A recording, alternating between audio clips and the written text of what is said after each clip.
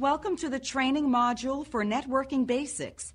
In this training, we will cover an introduction to networking basics, LAN and WAN design, and architectures to build network solutions. Let's get started.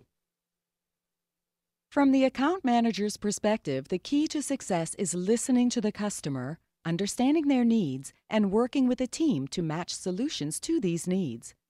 This will involve insight, creativity, and an understanding of how the customer runs their business now, as well as an appreciation of how they could run it in the future. An account manager does not need to be an engineer in order to excel at their job, but in the course of an account manager's conversations with customers, it is inevitable that some elements of technology will be discussed. For those that are so inclined, there is an enormous amount of technical information available for every Cisco solution. In an effort to help those that would like guidance on where to start and what they might learn first, we present the following short introduction to some of the key technical components of networking. The Open Systems Interconnection (OSI) model divides the complex task of internetworking into 7 layers. Each layer uses the functions of the layer below and only exports functionality to the layer above. The layers in the OSI model are ordered from the lowest level to the highest in a stack. Numbering begins with the physical layer at layer 1 all the way up to the application layer at layer 7. The 3 uppermost layers deal with applications and the 4 lower layers handle networking. The upper layers perform application-specific functions like formatting data, encrypting data, and managing connections. Examples of upper layer technologies are HTTP and SSL. The lower layers provide network functions like routing, addressing, and flow control. Examples of lower layer technologies include TCP, IP, and Ethernet. Effectively, all of the networking technologies that are sold can be described in terms of which layers of the OSI model they are concerned with or operate at. To the extent that an understanding of the OSI model helps you better understand the function of the products that you sell, it is worthwhile to spend some time learning the technical aspects of networking. Layer 1 of the OSI model, or the physical layer, is responsible for specifying the electrical, mechanical, and physical aspects of how devices connect to each other. There are a number of physical layer technologies that are used to facilitate communications between devices. With twisted pair cabling, the number of wires and twists, the distance signals can travel, and the electrical characteristics of the signal would all be specified by standards at the physical layer. Twisted pair cabling is very common and supports speeds of up to 1 gigabit per second and distances up to 100 meters. Coaxial cable has a wire conductor in the center, an outer conductor sheathed in a protective jacket, and an insulator that separates the conductors. Coaxial cable is relatively inexpensive, has bandwidth capabilities between 10 and 100 megabits per second, and can be up to 500 meters long. Fiber optics uses a glass or plastic fiber that guides light through internal reflection. Fiber optic wiring is expensive, has bandwidth of up to 10 gigabits per second, and can be up to 60 kilometers long or more. Wireless technology relies on radio communication and antennas. Wireless LANs have bandwidth capabilities in excess of 200 megabits per second and are moderately priced. A hub functions at the physical layer of the OSI model. Its job is to facilitate communications among all connected devices. However, because it works at the physical layer, it is capable only of providing a physical pathway for the communications between devices. If one device is speaking, all other devices must remain quiet or risk a collision. This significantly reduces the ability of hubs to function well in modern networks with large files, massive data transfers, and streaming applications. Accordingly, in most cases, if you discover a hub in a customer network, it will be recommended for removal as part of the overall network upgrade. Layer 2 of the OSI model, or the data link layer, is responsible for uniquely identifying devices connected to the same network and ensuring that the intended device receives information sent to it. Bridges and switches are Layer 2 devices that provide the same basic functionality. Bridges and switches segment LANs at the Layer 2 level. Bridges and switches both learn the MAC addresses on each of their ports and switch the MAC frames destined for those ports directly to the correct port. This is in contrast to hubs that simply flood the frames out all ports, which waste bandwidth. There are some differences between bridges and switches. Bridges typically have few ports and make their decisions in the software. Switches are faster since they make their decision on hardware. Switches can also support VLANs. Layer 3, or the network layer, provides connectivity and path selection between two host systems that may be located on geographically separated networks. IPs are used to identify which network a device belongs to and, at the same time, are unique within that network. The devices that operate at the network layer are routers and Layer 3 switches. Routers facilitate communication within this inner network by determining the best path to take to get to a destination network. They examine packets that enter the router and read the destination IP address. A portion of the IP address is used to specify the destination network. The router looks up the network in its table, finds the best path the packet should take to reach that destination, and then sends the packet out to the appropriate interface. The Layer 3 switch performs the multiport, virtual LAN, and data pipelining functions of a standard Layer 2 switch. It can also perform basic routing functions between virtual LANs. Multi-layer switching is the combination of traditional Layer 2 switching with Layer 3 routing in a single product. Multi-layer switches combine the functionality of Layer 2, Layer 3, and Layer 4 switches. Multi-layer switching allows for real-time switching and forwarding with high-speed scalability and at a lower cost than traditional software-based routers. Another advantage of multi-layer switching is that it has a low latency compared to routers. There are a number of ways that multi-layer switches speed up the forwarding process. Most depend on the ability of a switch to cache critical information in very fast memory and the ability to use specialized computer chips to perform very rapid pattern matching.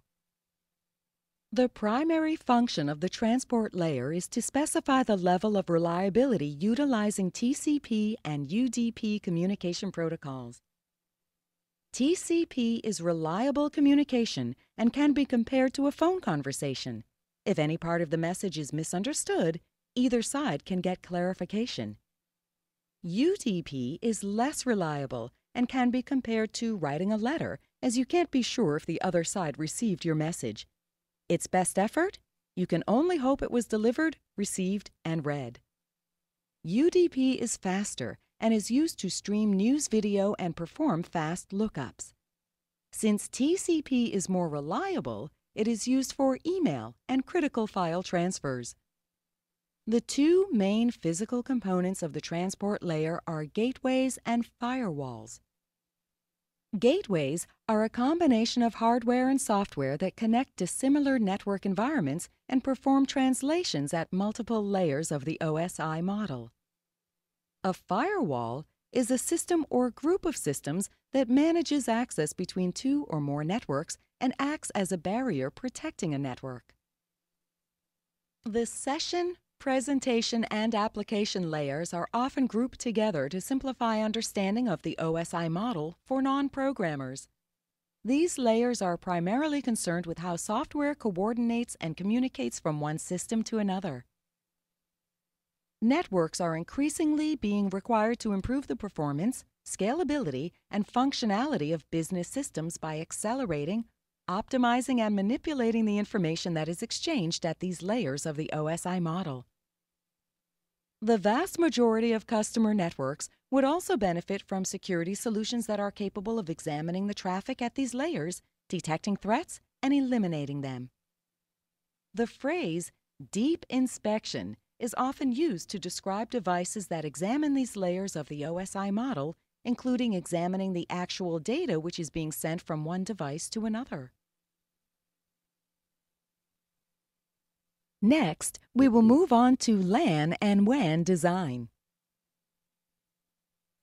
Customer networks will come in a variety of sizes, and there are differing terms that are used to describe networks based on their location, geographical size, and purpose.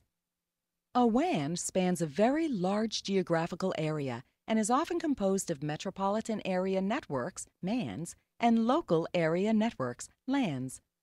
A MAN is a mid-sized network that can span an area the size of a city. The LAN is restricted to a single building, a group of buildings, or even a single room. There are a number of different technologies that can be used to provide the transport services of a WAN. These include leased lines, frame relay, multi-protocol label switching, MPLS, Metro Ethernet. The choice of technology depends on factors such as speed, cost, availability, range, and control. Leased lines have been a traditional choice for WAN connectivity when complete control over the transport of packets is required.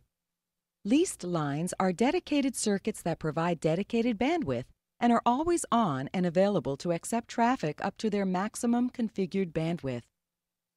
Over short distances, typically within a metropolitan area, leased lines can be a price leader, but over longer distances, leased lines tend to be one of the more expensive options. The deployment and provisioning of leased lines can be a time-consuming process, and topology changes and other reconfigurations can also require significant lead time. Frame relay has been a popular alternative to leased lines, especially over long distances, where its price point advantage has provided significant savings. Frame relay uses a virtual rather than a dedicated circuit, and while bandwidth is provisioned as per the service provider agreement, the underlying infrastructure and transport is shared among many otherwise unrelated companies. It is possible that a disruption in traffic and performance for one client could be caused by another, especially if the provider network has not been correctly provisioned to carry the aggregate maximum traffic load. The lack of complete control over the delivery of packets, the lack of a truly robust and widely deployed mechanism for guaranteeing bandwidth, and the loss of price point advantage to emerging technologies has led to a decline in the use of frame relay in many markets. Multi-protocol label switching, or MPLS, is an increasingly popular and cost-effective alternative for clients seeking reasonably priced long-distance circuits with guaranteed bandwidth and quality of service, or QoS, capabilities. Support for additional services, like Layer 2 and Layer 3 virtual private networks, VPNs, has added to the appeal of MPLS, and providers in many markets are expanding the availability of this service to as many customers as possible. By leveraging the existing IP, frame relay, ATM, and Ethernet infrastructures, MPLS negotiates guaranteed bandwidth for different types of traffic and provides value-added services like VPNs. This enables service providers to better leverage their infrastructure and to provide additional services to their customers. For customers, it enables seamless connectivity between multiple locations to better support business objectives. Customers looking for long-distance connectivity with control comparable to leased lines at price points often lower than frame relay will increasingly turn to MPLS for their needs. Metro Ethernet is based on familiar Ethernet technologies and is typically used as an access network to provide customers with high-speed WAN access to the Internet or to branch offices within the metropolitan area. Metro Ethernet can also be deployed to customer premises by service providers to deliver triple-play services which include voice, video, and data, and can provide up to 1 gigabit of access speed to customers. With the ability to achieve a high level of granular control over the speed made available to each customer, Metro Ethernet allows service providers to create a wide variety of service packages and price points that will suit almost every need. The campus network is designed around a modular architecture that incorporates three main areas: access, distribution, and core. There may also be an additional area to represent the data center or server farm in smaller deployments. The access area is where the user computers are attached and workgroups are created. This area consists of both the devices that connect to the LAN and the switches in the wiring closet. Switches in this area often include Power over Ethernet (PoE) and Layer 2 security features. For redundancy purposes, switches in the access area will connect to two different distribution area switches. The distribution area aggregates the traffic from the switches in the access area. This provides a connection between the access and core areas. Usually, larger switches in the distribution area support Layer 2 or 3 capabilities. This greatly increases network scalability and enhances bandwidth utilization. Switches in this area usually offer enhanced security features and QoS for converged networks. The core area is the aggregation point for the distribution switches. This area serves as the backbone of the campus LAN and handles high amounts of traffic flow. This area is typically composed of highly capable multi-layer switches and, in smaller environments, may incorporate routers that connect the LAN to the WAN. The data center routers and switches provide high-speed gigabit or 10 gigabit connectivity and non-blocking wire speed performance. They also provide high-availability features such as hot-swappable power supplies and redundant connections for servers. Cisco architectures are useful to the customer only to the extent that they provide solutions to pressing business challenges. Every Cisco architecture is ultimately related to a series of products and services which are combined into network solutions by Cisco partners following best practices for the sole purpose of meeting and exceeding customer requirements and expectations. The architectures work together, providing solutions that are more than the simple sum of the different parts. As we tour the Cisco architectures in the following modules, we will help you put these parts together so that you can better serve your customers. This concludes the training for networking basics.